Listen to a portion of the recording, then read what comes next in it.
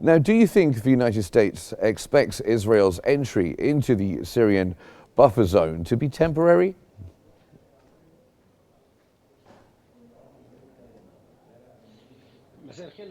Good evening to you and all your viewers. Of course, there are fears, Arab, regional, and international, but the American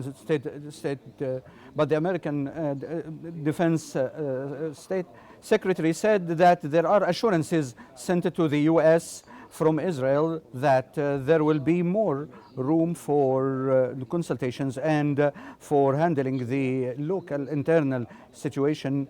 The American secretary informed the Israeli side about the fluidity of the situation in Syria and that there should be more Israeli assurance of allowing the regional and international parties to help the new administration in Syria to overcome the current obstacles and establish a new government in a transitional period, starting a new era in Syria where the constitution will be drafted and within 6 to 9 months.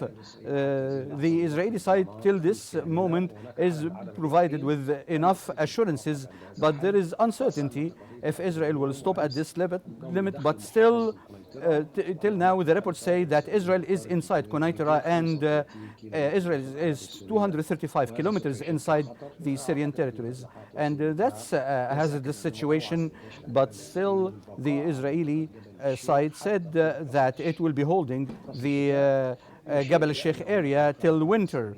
And there are Israeli troops stationed inside the Syrian territories after removing the buffer zone and going even close to the countryside of Damascus. Egypt has been warning against this situation by the Egyptian Foreign Minister Badr Abdelati and other Arab and international parties.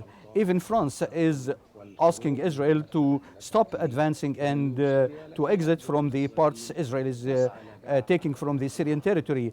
But probably Israel wants to make the situation permanent, as it happens in the Arab occupied territories.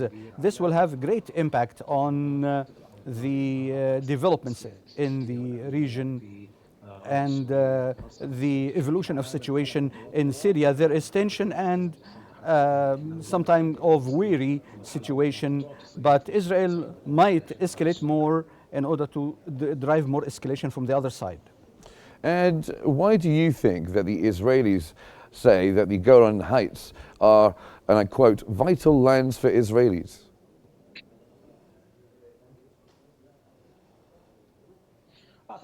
I believe that there is an international resolution, including the disengagement agreement signed in Geneva in 1974 between US, Soviet Union at that time, and other parties that stipulate that there is a buffer zone between Israel and Syria, and Israel should be committed to that. But over the last 6 days since the fall of Bashar al-Assad, Israel is not respecting that kind of commitment and not caring for the UN Charter or the international conventions. After eliminating Hamas in Gaza and Hezbollah, Israel is keen to establish its new positions in Syria, as it did in Lebanon for some time and as it is doing in Gaza.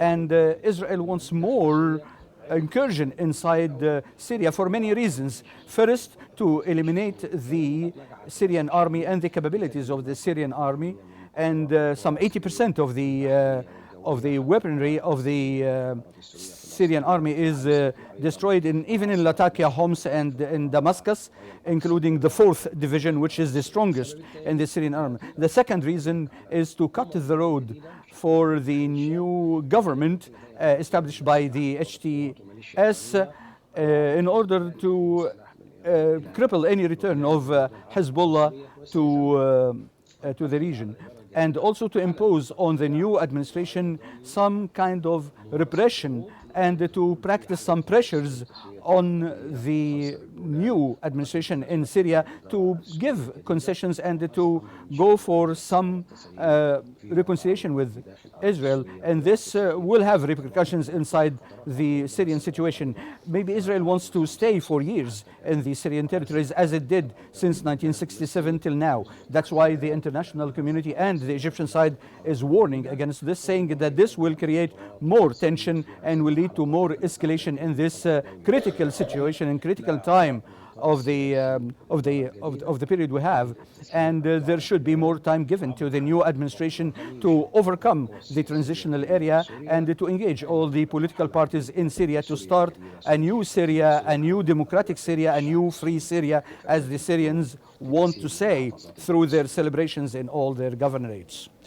And Mr. Al-Ashry, can you tell us what were the key points that were discussed during Blinken's talks on Syria?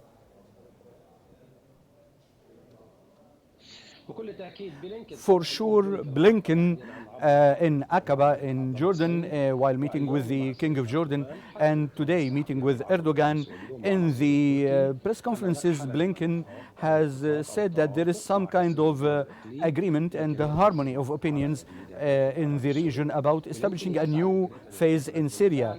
And maybe there is probably some American support and Arab support as well to the new administration in Syria in order to pave the way for a new era in Syria and to have no foreign intervention from Hezbollah, Iran or Russia, so as to have a new administration in Syria that can provide a great deal of consensus with the U.S. so as U.S. can have some political presence in Syria other than the military presence of the U.S. in the northeast of Syria since 2015.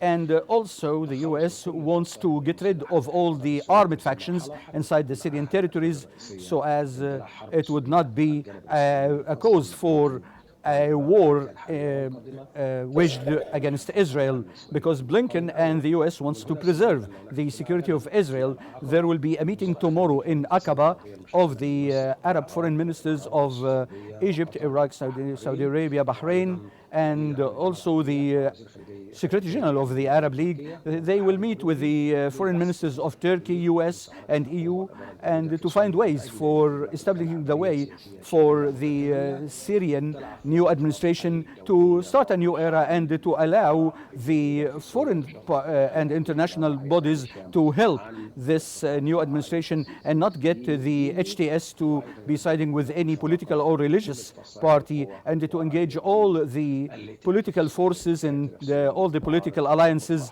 in Syria into the ruling Syria in the upcoming phase, so as Syria would not be hijacked by an Islamic group to govern Syria. This is rejected by the international community and the regional powers, because this will build a state of conflict of sectarianism inside Syria, and this is the fear after the fall of Bashar al-Assad. So, given that, how do you think the US views the current situation in the occupied Golan Heights?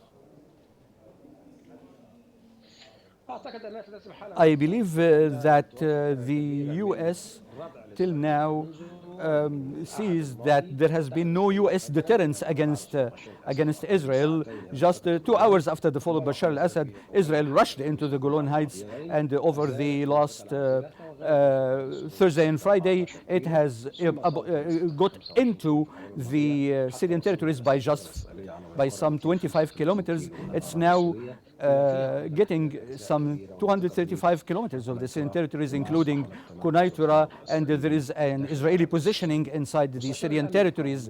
The advisor to national security, Jack Sullivan, who visited Israel yesterday, said that he hopes that the Israeli presence in the Golan and in the Syrian territories would be temporary. And the Israel promised that it will be temporary. But the Israeli defense minister today says that it is telling its troops to stay in Golan and Jabal al-Sheikh all winter. And this means that Israel has got some plans to continue and to position itself and to station itself inside the occupied Syrian territories occupied over the last 5 days. So this was not much a problem for the US so far, and many of the Arab and regional powers made statements and stuff like condemnations, but Israel didn't care about all these reactions because Israel wants to establish a status quo and ignore all these international positions.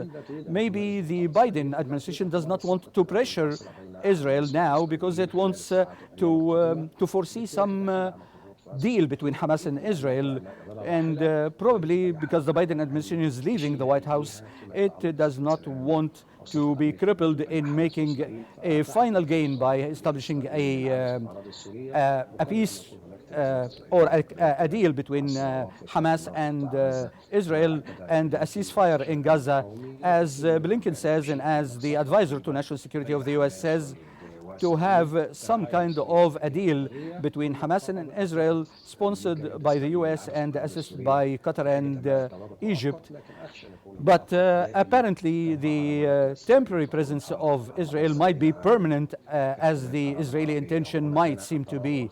And there has been a divergence in positions between the United States and the other parties regarding pushing Israel outside the Syrian territories and respecting the disengagement of 1974.